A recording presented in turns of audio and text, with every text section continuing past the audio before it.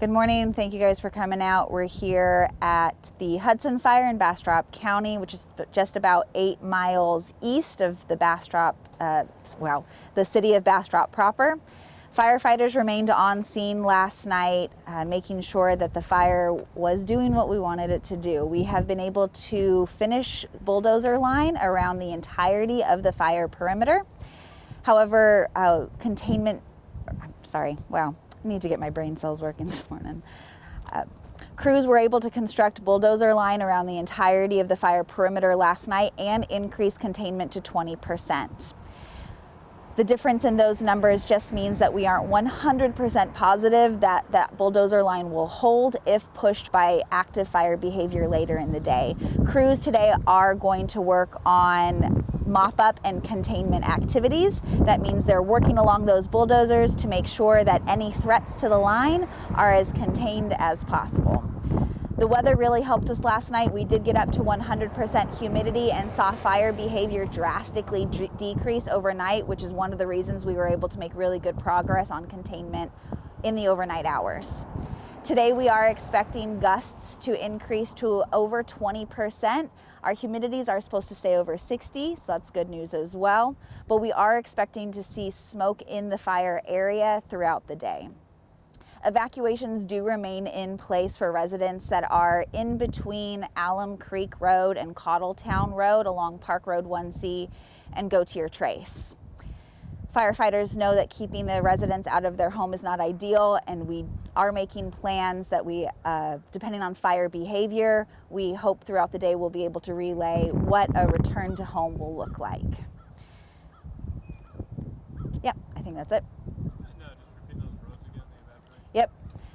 So the areas that remained closed are along Park Road 1C and Gautier Trace, and that's in between your west and east roads. Your west road is Alum Creek and your east road is Cottletown. So currently there is no specific, timeline for those people who can return home. That's going to be more specific later. Timeline for return to home is greatly dependent on fire activity today. We are expecting some pop-up thunderstorms and that cold front to return, or a cold front to push through. So depending on what that fire weather does will depend on our timeline for return to home. Are you keeping all of the crews that are presently here, or some of them leaving? We had a flush of resources come in both from your local emergency responders and from Texas A&M Forest Service last night. Most of those crews got off the line past midnight last night, are returning to scene this morning. Crews are coming in from other areas across the state as well. We also have aviation resources on standby in case we need them today, including the local aircraft that's at Smithville Airport. Any structure damage? We're going to be evaluating homes today that had structure fairly close to them. We will have news hopefully by early afternoon on any structure damage. Okay, so you can't confirm if there's any houses that were damaged? Can't confirm if we are not expecting a large number. There may have been some outbuildings, but all of that happened fairly late yesterday, so we just want to make sure we're confirmed on what is actually out there. Do you know what caused the fire yet? No word on official cause just yet. What about the evacuees? You have a number on them yet? Initially, there were over 60 homes that were evacuated. That included a lot of residences that were along the southern portion of Alum Creek. There was no road closure there last night, and many of those people did return home. The number that are currently evacuated is approximately probably just about 20 to 25. Could you explain the difference again about bulldozer lines and containment lines? What the main difference is? Yep. A containment line is either a road or a constructed bulldozer line, usually, where we have a very high level of confidence that if a fire was to push that containment line, that it would hold, that fire would not be able to cross it. A constructed bulldozer line is just that. It's a path through the woods. We may not have full confidence that that line would hold if a fire showing active fire behavior were to come up to that bulldozer line.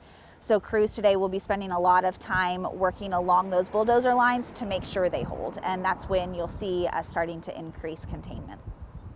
Are there any services, mail, Amazon, stuff like that that's impacted by the fire? The rural area of this fire means that mostly we're dealing with private citizens.